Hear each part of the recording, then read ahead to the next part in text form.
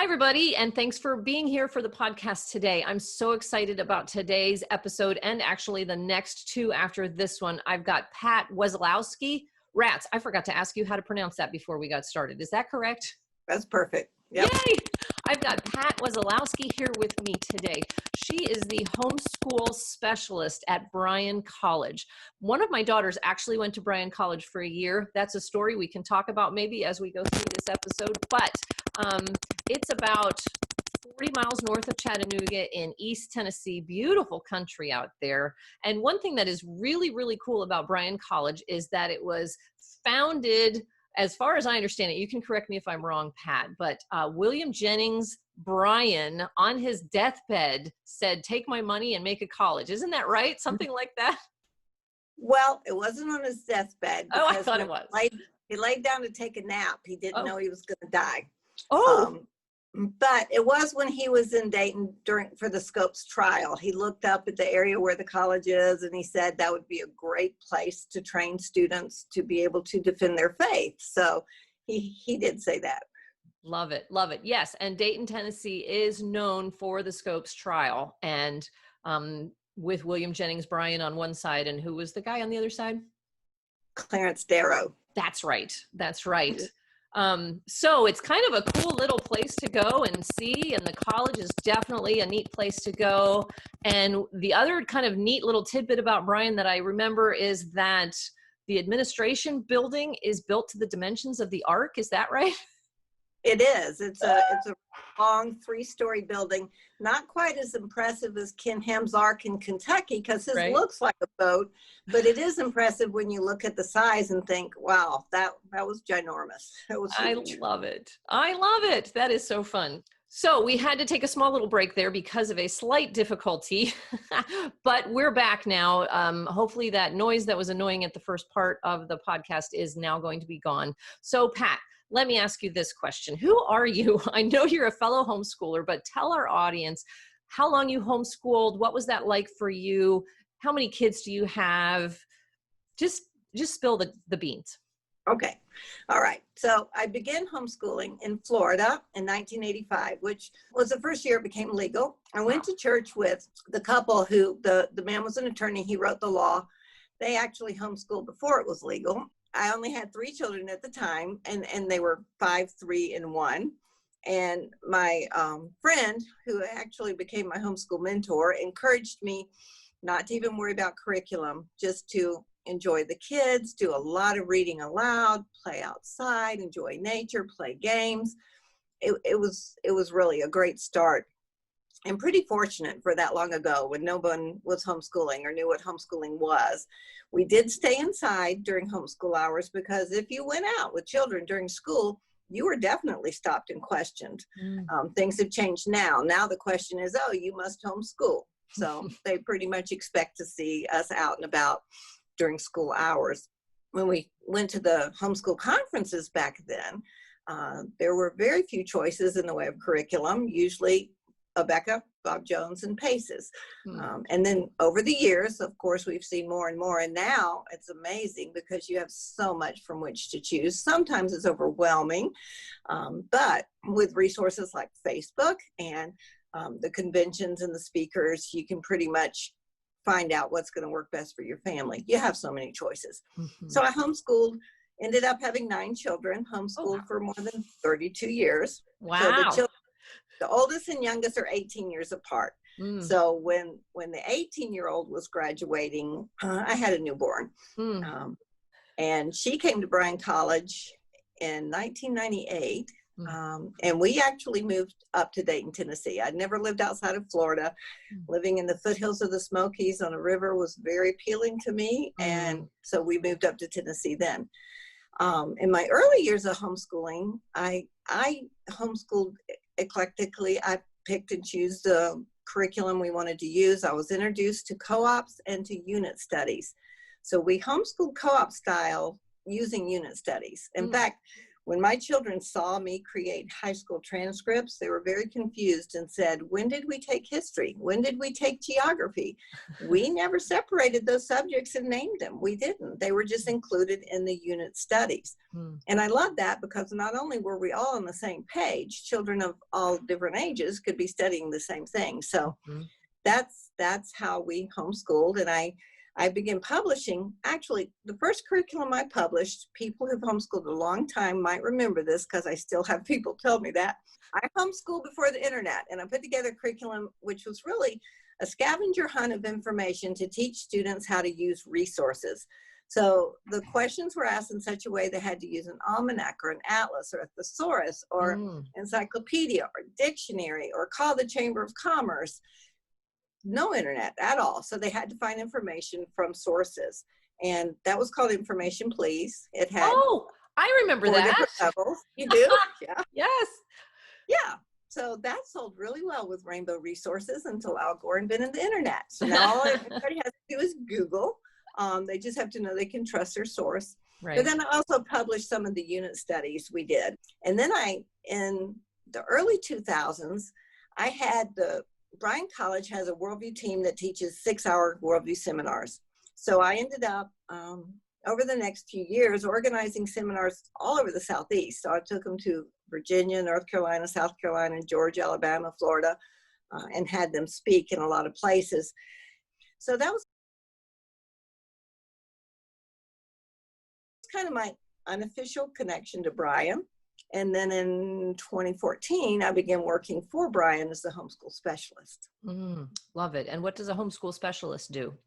Well, I love my job. I get to tell people how homeschool friendly Bryan College is, what a great college it is. But I also get to be a resource to families, helping them figure out the high school years as they're preparing their students for college. I had no idea what I was doing. My oldest got an offer. Actually, she got a scholarship to both Bryan College or Tennessee Temple, both in Tennessee. And I made more than a few mistakes. For instance, I did not know the PSAT was tied to the National Merit Scholarship that has to be taken in their junior year until all 9 of mine were past their junior year. Oh, no. Granted, none of mine might have ever attained that, but they didn't even have the opportunity. So there's a lot of information parents, homeschool parents, especially with their first student, they're not aware of, and we don't have a brick and mortar guidance counselor to go to. We offer 2 scholarship events at Bryan for seniors who've applied. It's a free event, and they get additional money. It stacks with their other money. One's in November, one's in February. But there's more than a few homeschool parents who will come to me in March, April, May of their child's senior year and say, okay, we're going to start looking at colleges. I did the same thing, so I can't fault them. But now that I'm in this position, I can help parents, okay, this is what you need to start planning for. 9th grade, 10th grade, 11th grade, 12th grade. You know, if you have your ducks in a row, you know what you're supposed to do, which hoops to jump through. And those hoops change depending on the college you're going to and the pandemics that are happening in your nation. So give us just, if you can, just a quick summary of the college application process. What are the key points and the timing of those? Okay, well, some colleges open up their applications at certain times of the year. Some will take applications year round. I do tell parents they should narrow down their top 2 or 3 college choices by, I would say, the student's junior year, so that you can apply and you can go on campus. I didn't realize until I came to this position that you could apply for more than one college, be accepted to more than one college, and actually tell parents they probably should do that because you don't get your complete financial aid package till you've been accepted and they have all the information. So in order to compare apples with apples, you really need to have the application in, be accepted, and then have a financial aid package offered. So I would tell parents to figure out which colleges they want to apply to. Most colleges have an application fee, but many of them waive their fee or they have a code.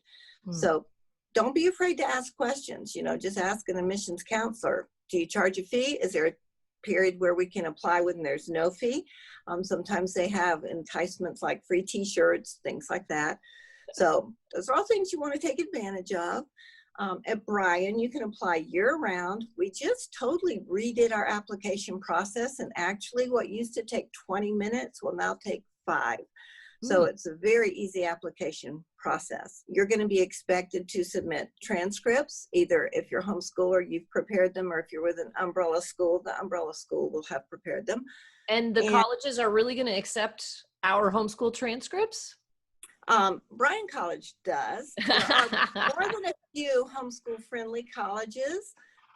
They're becoming more and more homeschool friendly. In fact, many of them are hiring people in positions such as mine, because when they get the homeschool students on campus, they see a difference. The kids aren't afraid to ask questions. They engage in conversations. And in fact, when I go to events at Bryan where I see who's in the student government, who's at the talent show, who's on the speech and debate team, who's running things, I recognize so many of them as the homeschool students, because they've had, most of them, especially if they've been in speech and debate, they've had such a variety of experiences. They take leadership roles. And the statistics show that the average college test scores for homeschoolers are higher. They are, as are their GPAs. So they do make a great college student. With my students, 3 of my 9 are straight A students, but they never tested real well. And we didn't put a lot of emphasis on tests. In fact, that's another mistake I made, because my children, the first test they ended up ever taking was their college exam, their ACT, SAT, because they just had to do their work until they did it well. We wanted them to master whatever they were being taught, and we didn't test and we didn't grade. So I had to come up with that on transcripts. In fact, with all 9 of my children, they were homeschooled all the way through, except my youngest daughter. And she did do her senior year here in Ray County. I let her do that for several reasons. She was a great student. She was a girl. Don't think I'd ever send one of my sons to public school. It was important to her because many of her friends had finished up in high school. She thought it would be an experience she would want to have. Unfortunately, she had to spend a lot of hours on a bus to get there because we didn't live near the school. But at the beginning, I turned in a transcript for her, and she said, "What GPA did you give me?" And I said, 3.85. She said, "Why not a 4.0? Because I'm the homeschool mom," and they would roll their eyes. But she defended herself. And I said, "You're right." I called the guidance counselor. I said, "Tear that up. I'm going to send you another one." And she did. And I sent her a transcript, 4.0. And I don't know if it's because she was homeschooled. I'm not quite sure why, but the school had her take 3 math classes her senior year, one of which was physics. And she graduated with a 4.0. So that worked out okay.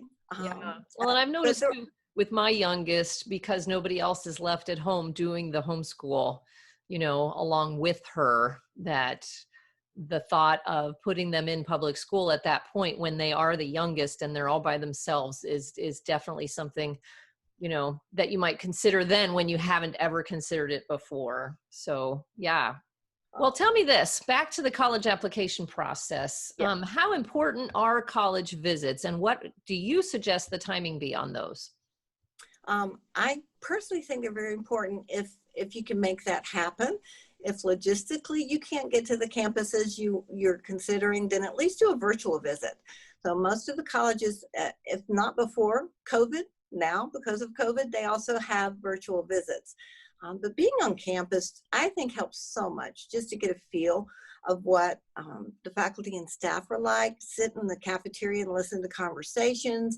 Of course, you're going to meet people formally. You can go to the classes. If they have chapel, you can attend chapel. And college size is going to make a huge difference. Bryan is very small. We have less than 1,000 students on campus.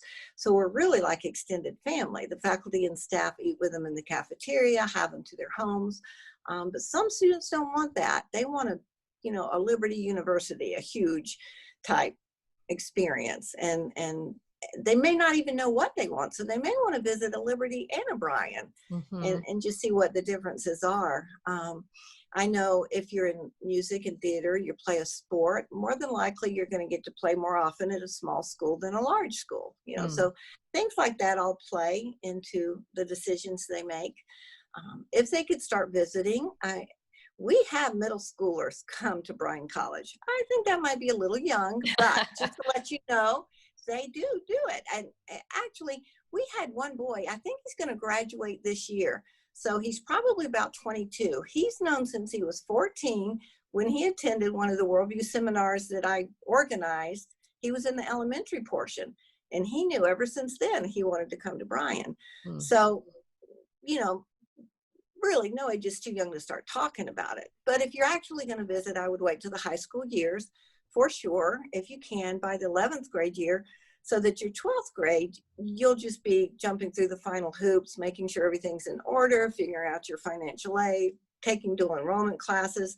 That's another way. Two more ways to get to know a campus. One is through dual enrollment, even if you take them online, because we have online classes 4 times a year, but still it gives you a feel. But also, if a college hosts camps, either in the summer or throughout the year, athletic camps, or we have a fine arts day in November, so high school students can come who are going to pursue music or theater. And then in the summer, we have a summer institute. This year we had 4 tracks. So we had creative writing, apologetics, digital systems, and business as missions. So the students could choose one of those 4 tracks. And it was small this year because of COVID, but we did hold it. And we have several seniors who were there who are now coming to Bryan. So it's a great way to get a feel for a campus too, in addition to that. But I would have that application in as early as the senior year as you can, if not before. Yeah, good stuff. Actually, I was about to ask a question, but I'm going to save it for next time. We're going to wrap up for this episode, and we'll be back with more picking Pat's brain even more. Next episode is going to be about financial aid and scholarships. So come back next week for that one. Thanks for being here.